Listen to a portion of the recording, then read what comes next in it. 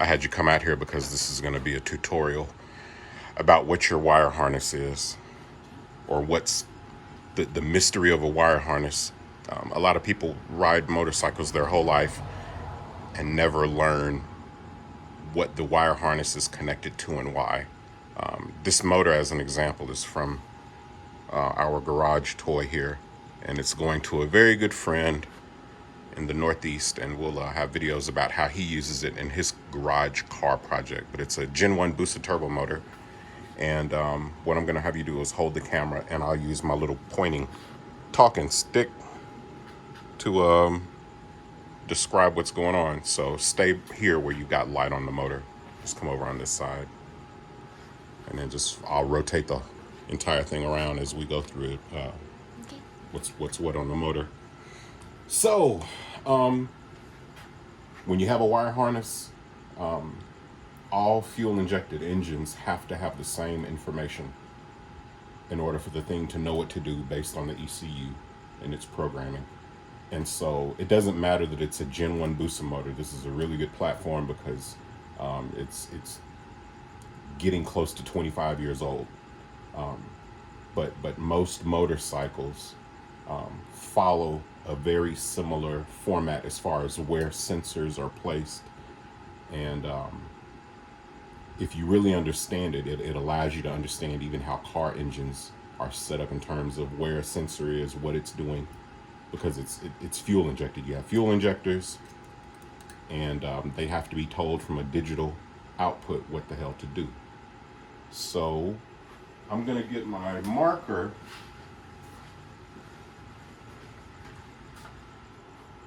and I'll put a dot on everything I talk about so that I don't get redundant. My OG, I got an OG in the world, and his name is Tommy Bolton. Tommy Bolton, has done some videos about how to actually rebuild these engines, and I think they may be 10, 15 years old. They're on YouTube, and so he goes into depth about cam timing, which is very educational. And again, it's related to car engines that are dual overhead cam engines. So that's something you'll want to watch if you want to really get nerdy about a motorcycle engine. But we'll start here with the camshaft sensor dot. You got an intake cam and an exhaust cam. So your cam chain sense, your camshaft sensor can be here, it can be in the middle of the camshaft, but that's what this sensor is here. And the whole point is such that this timing, where is the camshaft? When is it pushing open the valve? When is the exhaust side pushing open the exhaust valve? This timing is able to talk with the camshaft sensor. Now the camshaft sensor, you can't see it, but this is the plug for it. This is the output for that signal. And it's basically just a magnet and a ring with little knobs on it, little points. And these points trigger that magnet, and that trigger is able to send a signal along with the camshaft sensor. And the engine and the computer then knows when to tell the injectors to inject. It then knows to tell when the spark plugs need to ignite. So this is your camshaft sensor, and your crankshaft sensor is in this assembly here. When you pull this apart, your stator, which is basically the engine's way to send electric power back to the battery. Your stator is a part of this assembly, so if you ever have to replace your stator, you're going to get a brand new camshaft sensor with that stator assembly. So this wire harness, it's all one piece, and you basically just have a magnet, kind of like an alternator in a car, and those same little knobs, or a different set of knobs on the end of that crankshaft, the end of that flywheel, if you will, create an electromagnetic field, and it's able to send current back. So it's not just sucking energy, it's not just sucking current. So crank sensor, camshaft sensor. Next we have a throttle position sensor. This is a Gen 1 motor. Certain bikes have a secondary sensor because you'll have two sets of throttle blades that open. These early Gen 1 motors have one set of throttle blades. And so in this case, your sensor is tied into the sub-harness that's using the sub-harness for your fuel injectors. Now this has aftermarket fuel injectors, so there's this little piggyback thing that converts this fuel injector plug to, I think, what would be like a Denso, typical Denso or Bosch type plug. And so that's why you have this little adapter here. But this is all tied into an assembly, and this is going to the main wire harness here. So wherever manufacturers can, they'll try to tie things together to make it simplified, such that you don't have 1, 2, 3, 4 extra plugs when you can tie five plugs into one input. So a lot of these that'll have a positive signal and a negative, they may share one actual what is this called? Plug? No. Oh. One little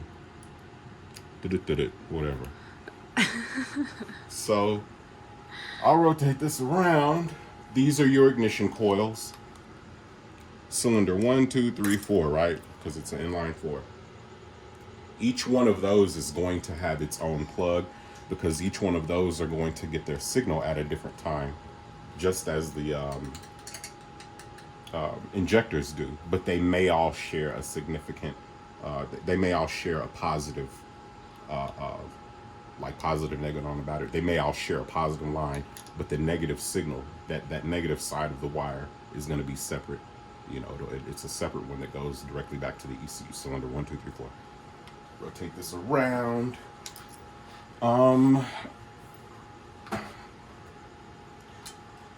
This is a wideband O2 sensor. So in this case, when the engine was stock, I don't know if the Gen 1 motors had O2 sensors or not. Usually they're narrow band, and so they're only going to read so much of the exhaust to maintain good fuel economy, fuel emissions.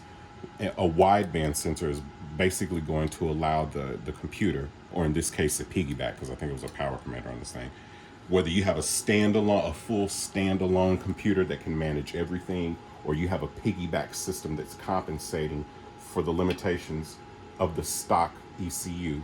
Whatever the case, when you have a wideband sensor, this is reading your air-fuel ratio from idle all the way up to the engine's maximum RPM. And when you're having boost thrown into the engine, when you have this compressed air thrown in, it's very important, because the shit can ignite. It can pre-ignite. The combustion event can happen before the coil tells the spark plug to ignite that fuel mixture in the cylinder. So this is a very, very important component, whether you're reading it from a lambda style, which is a 1.0 to 0.88, or whether you're doing it from the more recognized 14.1 to 10.8, whichever way you choose to read the ratio of air to fuel, this little simple sensor is what allows that to happen. So we're running out of stuff. You'll see that there's not a lot of outputs. There's not a lot of stuff that comes from these engines. All of the action is here in the head. But in the interest of the motor having a few safety things, you come down here and there's a little bitty sensor right there. It's not little, but it's tucked under. This is your oil pressure sensor, and there's one green wire that comes from it. And it's kind of confusing because you'd expect any sensor to have two wires, but because the engine is charged negative, because it's a part of the frame, it would be redundant to put a negative wire on that. So this is basically what would be the positive wire of the, where is it? It's over here. So it's just one little green wire, green with a yellow stripe. So it's just one positive that comes off of that. And the negative charge for that is the engine itself, because it's grounded. This is your gear position sensor. Nope. Yeah, gear position sensor. And so you have a sensor inside that can detect when the transmission is clicking over to different gears. And so it's basically just a counter, and the ECU can interpret how many times this trigger has gone one direction or the other. So there's a neutral position, there's a position for gear 1 through gear 6, and so this is what comes from your gear position sensor. And actually, I'm wrong. No, there's a speed sensor on the other side. I'm getting confused. So you have a positive wire, negative wire. This is what basically allows that sensor to be powered. And then you'll have a signal wire. That signal is going to be usually like a 5-volt signal, and it can go from, you know, like a fourth of a volt up to 5 volts.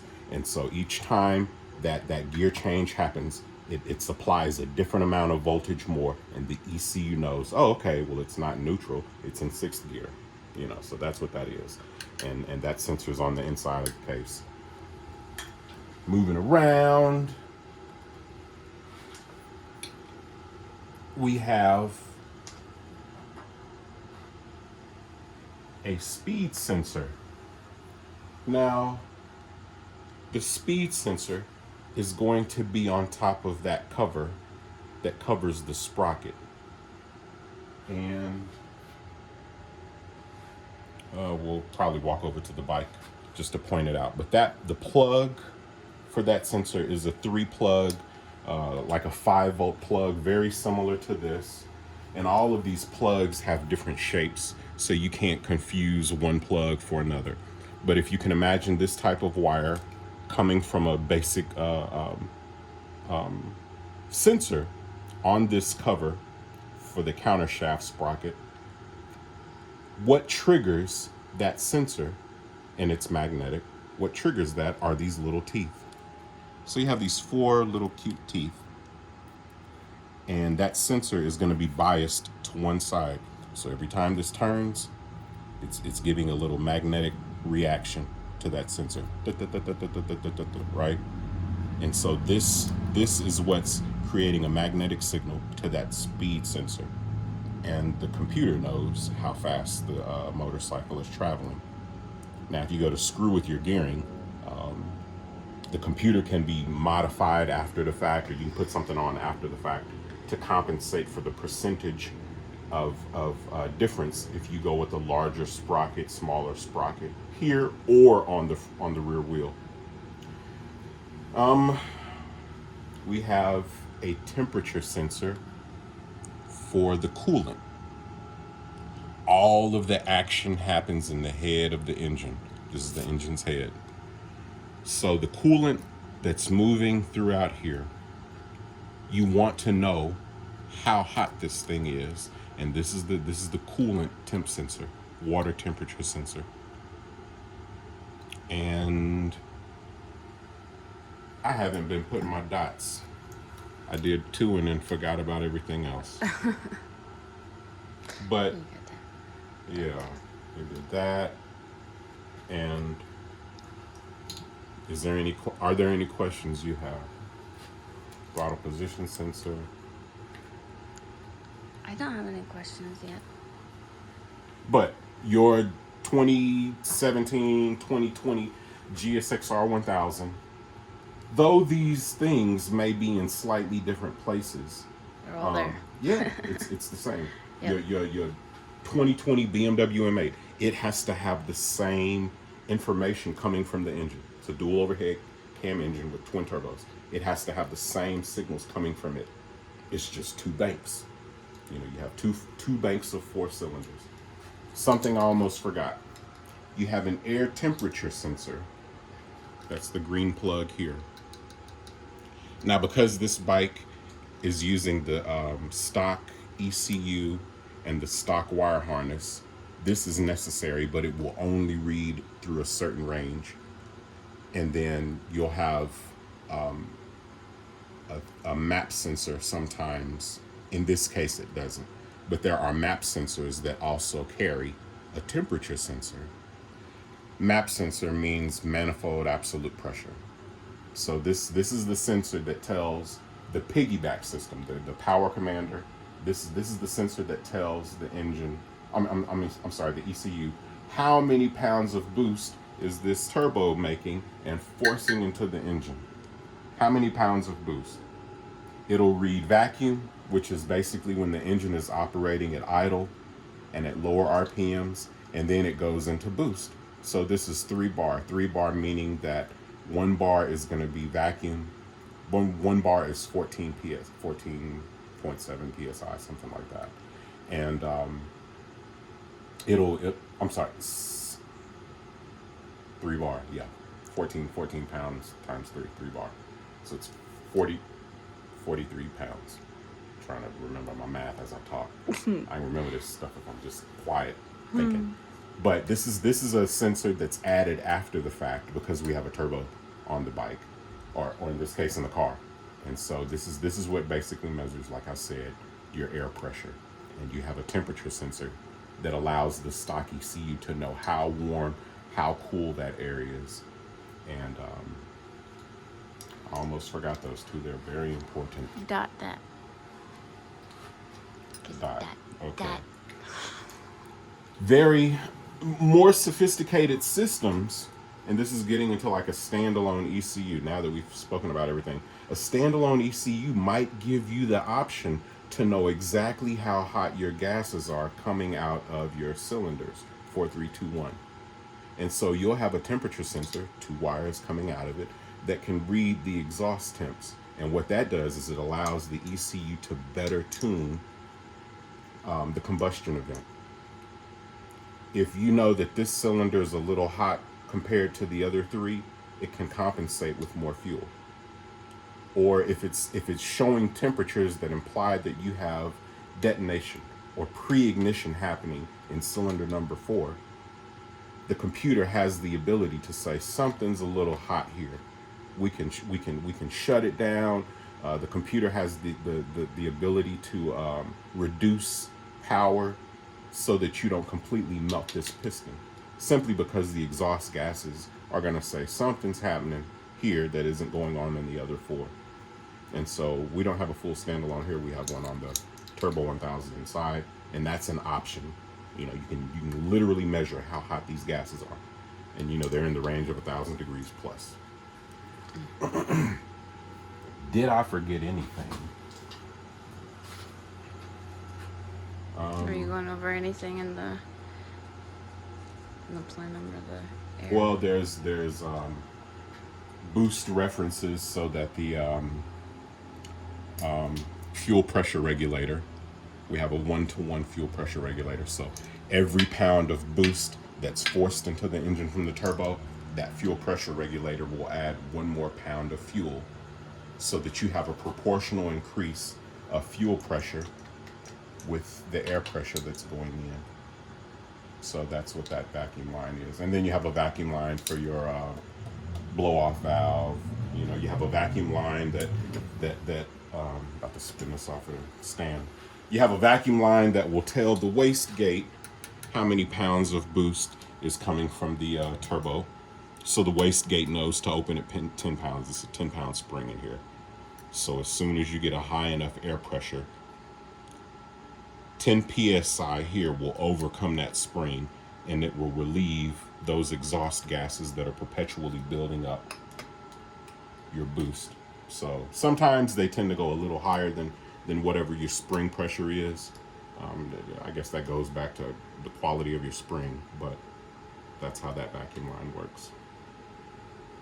And you know, we've got oil cooler lines, and we've got a scavenge pump. Yeah, an electronic scavenge pump, and I've got wiring and a relay such that comes on whenever the fuel pump is on. And what does that do? This is pulling oil from your turbo and putting it back into the engine. The way I've modified this clutch cover, this oil is thrown right back on top of those clutch plates, which is very good because it keeps those plates from getting too hot under the friction of being clamped down with a multi-stage clutch. If you don't evacuate that oil quick enough, it comes out of the exhaust. It'll sneak past the ring that separates oil going in and coming out. You have the hot side of the turbo, the cold side. And so that shaft, that common shaft that spins both of those turbine wheels, it has to be cooled and lubricated by oil. And so you've got engine oil coming in. And if you don't evacuate that oil quick enough, the pressure is so high, it'll shoot it out that end, and it'll puff blue smoke out of the exhaust side. So I think that's everything. There's your tutorial. What the hell is my wire harness connected to and why? Good tutorial. Yeah. 6, 5, 4, 3, 2. Man, I ain't the one. 10, 9, 8. Frontin' like you on my level, boy, you ain't the one.